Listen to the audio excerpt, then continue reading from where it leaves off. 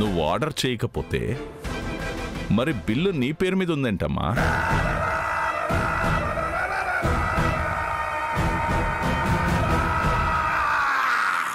నీ ఫోన్ ఒకసారి ఇవ్వు.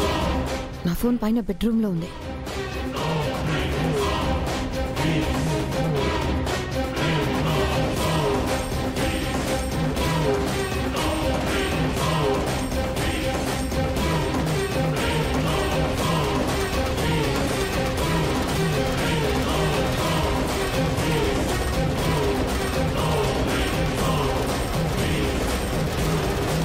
ఆర్డర్ నీ ఫోన్ నుంచే వెళ్ళింది. మరి నువ్వు ఆర్డర్ చేయలేదంటావేంటి?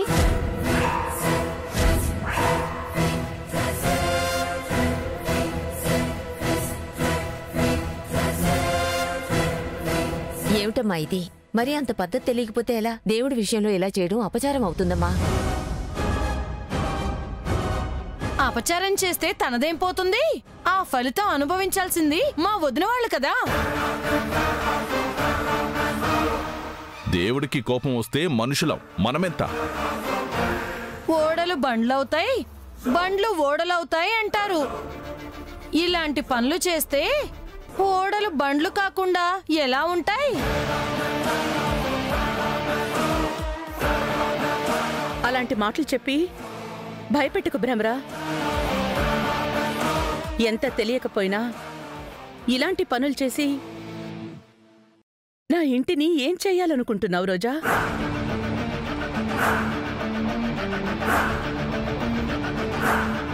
వీళ్ళెంత తెలివిగా మా అక్క నిరికిస్తున్నారు.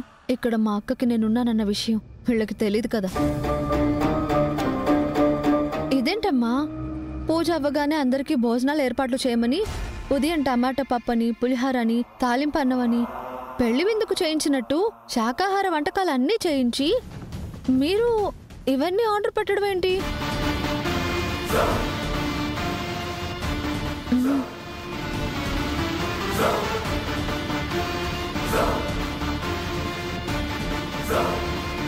అవును, నీతో అన్ని రకాల వెజ్ కర్రీస్ చేయమని చెప్పాను కదా. ఇవన్నీ నేనెందుకు ఆర్డర్ చేస్తాను? మరి ఈ ఆర్డర్ ఎవరు చేశారు? ఎవరిచ్చారో తెలియడం లేదు అత్తయ్య గారు. నేనైతే కాదు, ఎవరో కావాలని చేశారు.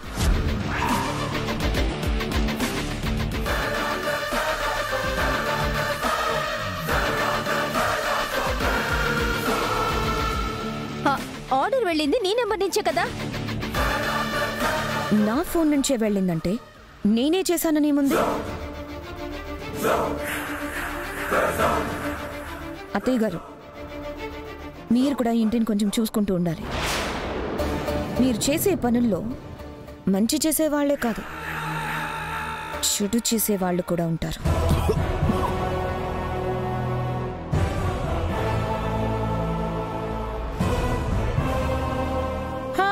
సరే సరేలే, నువ్వు పెట్టకపోతే ఆ ఫోనే పెట్టింది అనుకుందాం. కానీ ఇప్పుడు ఇల్లంతా అమంగళం అయిపోయింది కదా. పెద్దమ్మా, దీనికి పరిహారం ఏం చేయాలో మీరైనా చెప్పండి.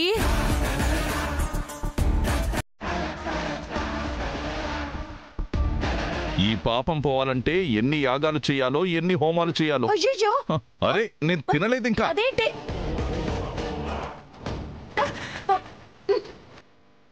దీన్ని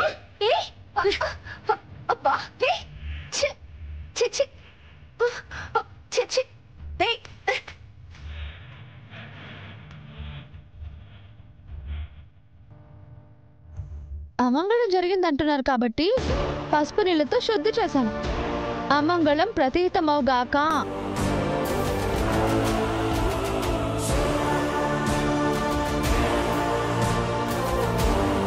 ఎవరు ఆర్డర్ ఇచ్చినా ఇంట్లో ఎవరు వాటిని తినలేదు కదా, కాబట్టి అమంగళం ఏం కాదు. పసుపు నీళ్లతో శుద్ధి కూడా చేశాను, సరిపోతుంది. అత్తయ్య గారు చెప్పమ్మా, 12 బిడ్డ పుట్టాలని ఆశీర్వదించారు కదా. అరే, మా ఫస్ట్ నైట్కి మీరే ఏర్పాట్లు చేయించాలి కదా. నాకు అమ్మైనా అత్తయ్య అయినా మీరే కదా. చేయిస్తానమ్మా. మంచి ముహూర్తం పెట్టించి ఆ శోభనం ఏర్పాట్లు నేనే చేయిస్తాను.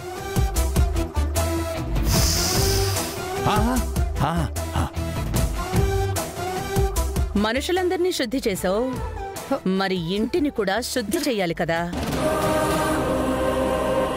ఇల్లు మొత్తం క్లీన్ చేయి.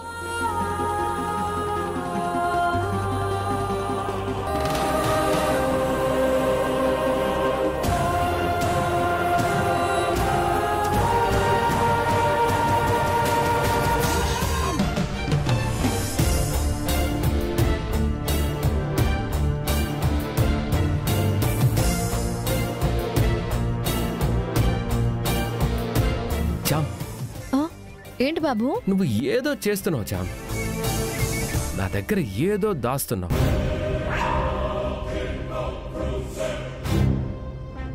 నేనా? నేనేం చేస్తున్నాను? అక్కడ అంత గొడవ జరుగుతోంది నాతో సహా. అక్కడున్న వాళ్ళందరూ ఏంట్రా ఇది, ఎలా చెయ్యాలి అని టెన్షన్ పడుతుంటే నువ్వు ముందే తెలిసినట్లు అప్పటికప్పుడు వెళ్ళి పసుపు నీళ్లు తీసుకొచ్చావు. ఆ ఐడియా నీకంత సడన్గా ఎలా వచ్చింది? టకటకా నీళ్లు చల్లావు, శుద్ధి చేశానన్నావు. కాసేపట్లో పూజ మొదలవుతుంది అనగా అప్పటికప్పుడు టెంకాయలు కావాలని నన్ను బయటికి తీసుకెళ్ళావు. ఎందుకంత అర్జెంటుగా అవి తీసుకొచ్చావు? ఇవన్నీ చూస్తుంటే నువ్వేదో చేస్తున్నావు అనిపిస్తోంది. పూజ చేయడానికి కొబ్బరికాయలు కావాలి కదా బాబు. పూజ దగ్గర కొబ్బరికాయ లేకపోతే కదా చామ్. ఉన్నాయి. ఉన్న కాయలను మార్చడం కూడా నేను చూశాను.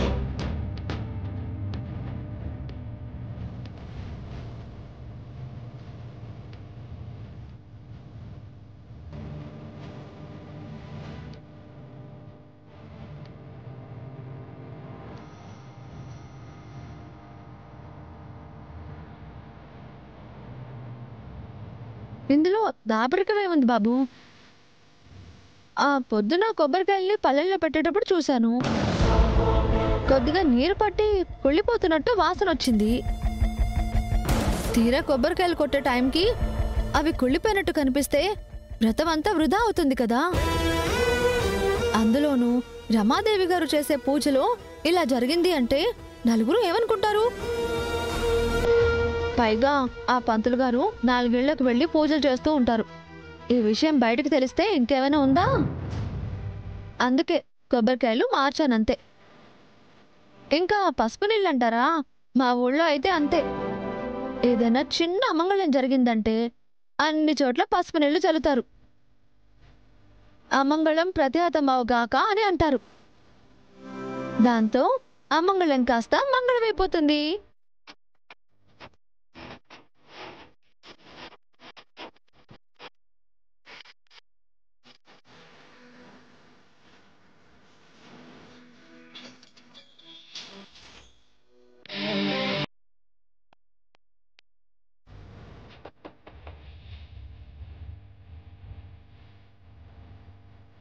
Jam, why are you cleaning this? There are robo vacuum cleaners to mop the floor. They can do this job. You put it aside. Thank you Chitti. నాకు హెల్ప్ చేసే బుజ్జి రోబోవి నువ్వు ఒక్కడివే.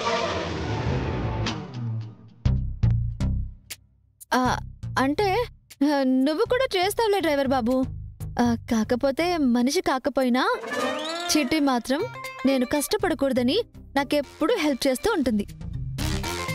అమ్మో, అవతల చాలా పనులున్నాయి.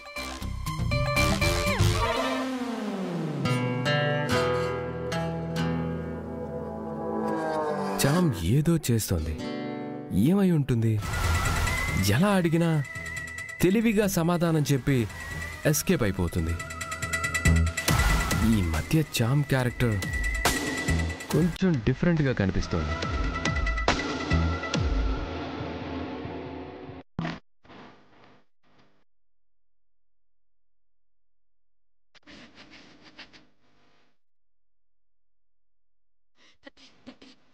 పంతులు గారు, ఉన్న ముహూర్తాల్లో మంచి ముహూర్తం చూసి పెట్టండి. అలాంటి ముహూర్తం పెడితే ఎలా కుదురుతుందమ్మా? ఒక పక్క రాజాగారి మనవరాలు యువరాణి గారు, ఇంకో పక్క వాయుపుత్ర ఎయిర్లైన్స్ అధినేత్రి రమాదేవి గారు. ఇంత గొప్ప కుటుంబాలకు చెందిన పిల్లలకి ముహూర్తం పెట్టడం అంటే సాదాసీదా ముహూర్తం పెడతానా? బ్రహ్మాండమైన ముహూర్తం పెడతాను, చూస్తూ ఉండండి. కాస్త ఆలస్యమైనా పర్వాలేదు. వాళ్ళు జీవితాంతం సంతోషంగా ఉండేలా, పిల్లా పాపలతో కలకళలాడుతూ ఉండేలా ఒక మంచి ముహూర్తం చూసి పెట్టండి. అమ్మా, తమరు ప్రత్యేకంగా చెప్పాలా?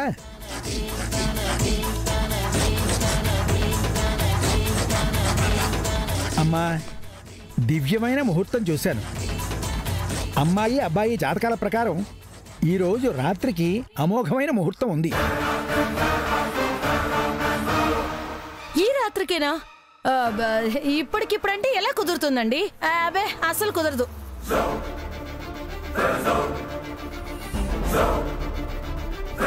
అవునవును, ఈ రోజంటే ఏర్పాట్లు చేసుకోవడానికి ఇబ్బంది అవుతుంది కదా.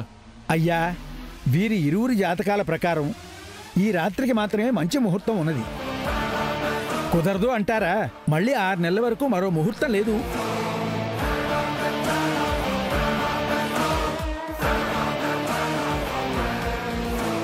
లేదు లేదు పంతులు గారు, ఈ రాత్రికే వాళ్ళకి శోభనం జరిపిస్తాను. శోభనం గది ఏర్పాటు చేయడానికి ఎంత సమయం పడుతుంది?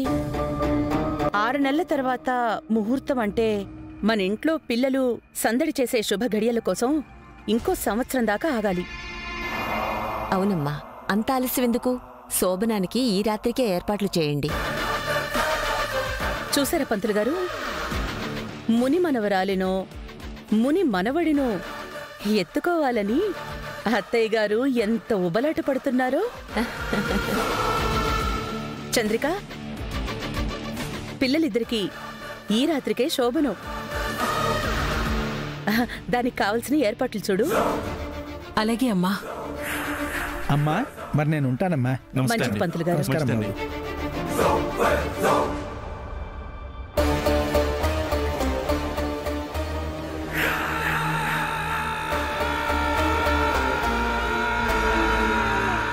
ఏంటి రమాదేవి, నువ్వు ఏదో ఒక కారణంతో వాళ్ళ ఫస్ట్ నైట్ ఆపేస్తావనుకుంటే ఈ రాత్రికి ఏర్పాట్లు చేయమంటావేంటి?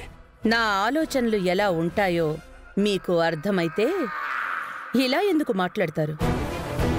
ఫస్ట్ నైట్ ఏర్పాట్లు చేయమన్నాను, కానీ ఫస్ట్ నైట్ జరగాలి కదా. సాంప్రదాయకంగా ఏదైతే జరగాలో అవన్నీ సంతోషంగా జరిపిస్తున్నట్టుగానే ఉండాలి, కానీ ఏది జరగకూడదు. ఏం జరగబోతోందో చూస్తూ ఉండండి.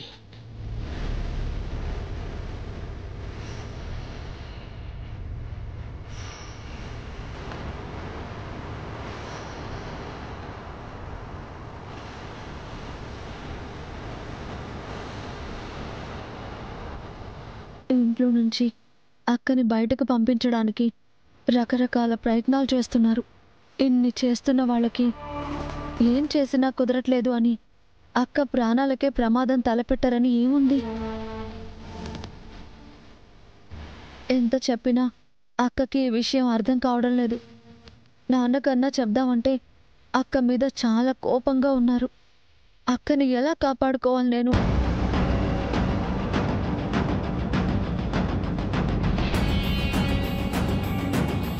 అమ్మ చామంతి, ఏం ఆలోచిస్తున్నావు తల్లి? ఏం లేదు నాన్న. నాకు తెలుసులే అమ్మా, మనలో ఎవరైనా అంతగా ఎవరి గురించి ఆలోచిస్తాం? రాజుగారి గురించి, రాణిగారి గురించేగా.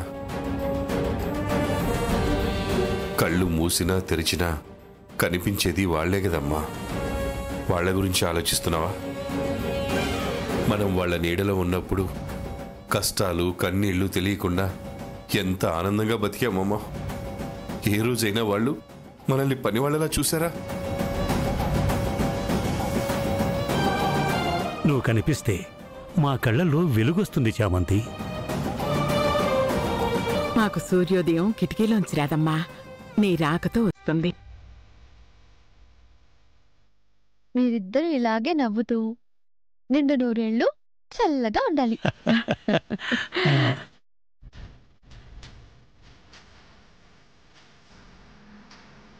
అలాంటి వాళ్ళ ప్రాణాలు తీయడానికి ఆ దుర్మార్గులకు చేతులు ఎలా వచ్చాయో.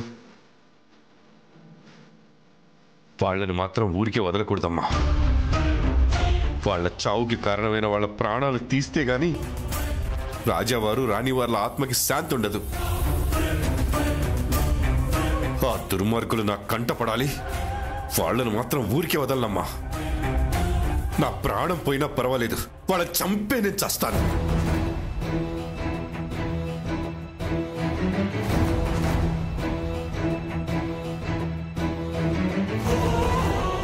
అమ్మా అమ్మా ఏమైంది? అమ్మా శ్యామల, అమ్మా శ్యామల, ఏమైంది? శ్యామల, శ్యామల, అమ్మా ఏమైంది? అమ్మా ఏమైంది నీకు? శ్యామల, నాన్న అర్జెంటుగా అమ్మని హాస్పిటల్కి తీసుకెళ్ళాను నాన్న. ముందెళ్ళి డ్రైవర్ బాబుని తీసుకొస్తాను నాన్న. తీసుకురా బిడ్డ. శ్యామల, శ్యామల, శ్యామల, డ్రైవర్ బాబు, డ్రైవర్ బాబు, ఏమైంది? ఆ అమ్మ పడిపోయింది, అర్జెంటుగా హాస్పిటల్కి తీసుకెళ్ళాలి. శ్యామల, శ్యామల, శ్యామల బాబు, శ్యామల లేవట్లేదు బాబు. సాయపడరా అమ్మా, అమ్మా.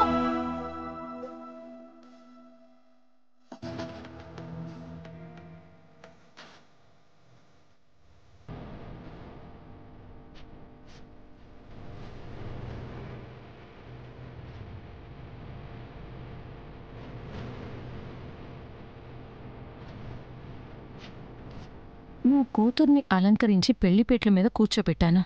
దాన్ని కాదని అరుణ్ పోయి దీన్ని పెళ్లి చేసుకునొచ్చాడు. ఇంట్లో అడుగు పెట్టనివ్వకుండా బయటికి తోసేసిందనుకుంటే నట్టింట్లో కూర్చోబెట్టి మర్యాదలు చేసింది.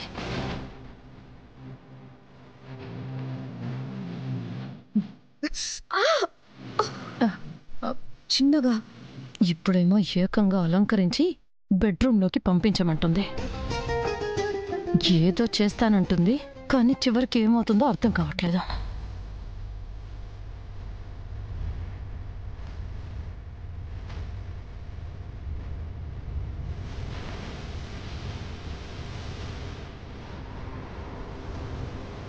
భ్రమరా, ఆ ఇయర్ రింగ్స్ పెట్టు.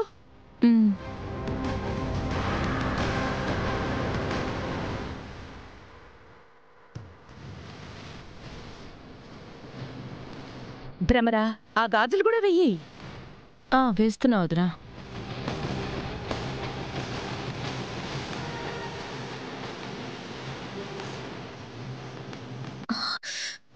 కొంచెం నిదానంగా వేయండి.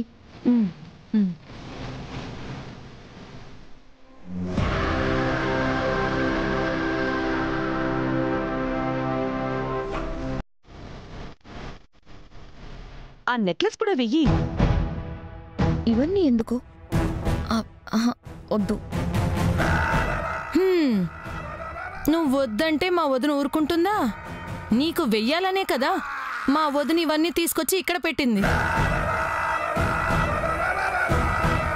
చూడమ్మా, నువ్వు ఎవరైనా కావచ్చు, నీ వాళ్ళెవరూ ఇక్కడ లేకపోవచ్చు, కానీ నీకు నేనున్నాను. నా కోడలంటే ఎలా ఉండాలి? నలుగురిలో కనిపించేది నువ్వైనా మాట్లాడుకునేది నా గురించి. నీ వాళ్ల మీద అనుమానంతో నువ్వు కాస్త మామూలు చీర కట్టినా రమాదేవి కోడలేంటి ఇలాంటి చీర కట్టుకుంది అంటారు. అంటే ఏంటి? కనిపించేది నువ్వైనా నీలో కూడా జనాలు నన్నే చూస్తారు. అందుకే ఎక్కడా ఏ విషయంలోనూ నీకు తక్కువ జరగకూడదు.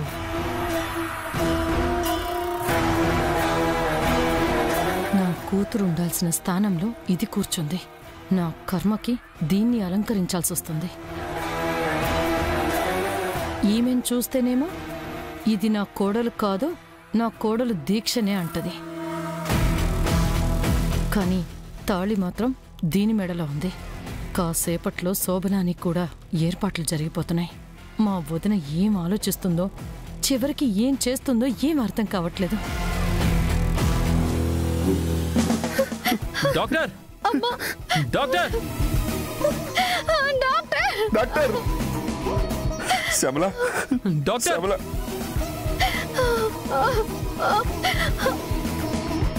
డాక్టర్ డాక్టర్ పేషెంట్ కండిషన్ చాలా సీరియస్ గా ఉంది.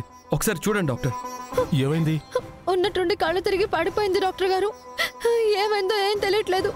మా అమ్మని ఎలాగైనా మీరే కాపాడాలి ప్లీజ్. లోపలికి తీసుకురండి.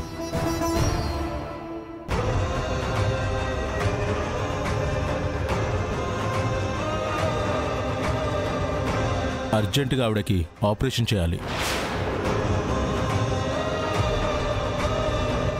ఆపరేషనా?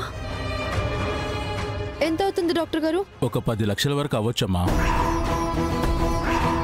10 లక్షలా? 10 లక్షలంటే ఇప్పటికిప్పుడు ఎక్కడి నుంచి తెస్తాం బాబు? ఏదో ఒకటి చేసి నా భార్యని మీరే కాపాడండి బాబు, మీకు పుణ్యం ఉంటుంది. ఏదైనా మెడిసిన్ అంటే ఉచితంగా ఇవ్వచ్చండి. ట్రీట్మెంట్ కూడా ఉచితంగానే చేయొచ్చు. కానీ ఆపరేషన్ అంటే కుదరదు. ఖచ్చితంగా డబ్బులు కట్టాలి. మీకు హెల్త్ ఇన్సూరెన్స్ ఏమైనా ఉందా? ఉంది ఉంది డాక్టర్ గారు. మరి ఇంకెందుకు ఆలోచిస్తున్నారు? వెంటనే వెళ్ళి రిసెప్షన్లో ఆ డీటెయిల్స్ ఇవ్వండి. వాళ్ళు ఫార్వర్డ్ చేసి క్లియరెన్స్ తీసుకుంటారు. వెంటనే ఆపరేషన్ స్టార్ట్ చేస్తాం. అలాగే డాక్టర్ గారు, పదండి వెళ్దాం. థ్యాంక్ యూ డాక్టర్, వస్తాం. మా అమ్మకి ఆపరేషన్ చేయాలంటండి. మాకు ఇన్సూరెన్స్ ఉంది. ఓకే, ఆ ఇన్సూరెన్స్ నెంబర్ చెప్పండి.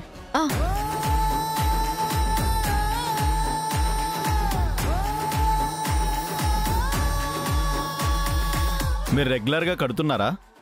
ఇన్సూరెన్స్ కడుతున్నామండి. మరి డిక్లైన్డ్ అని వస్తుంది.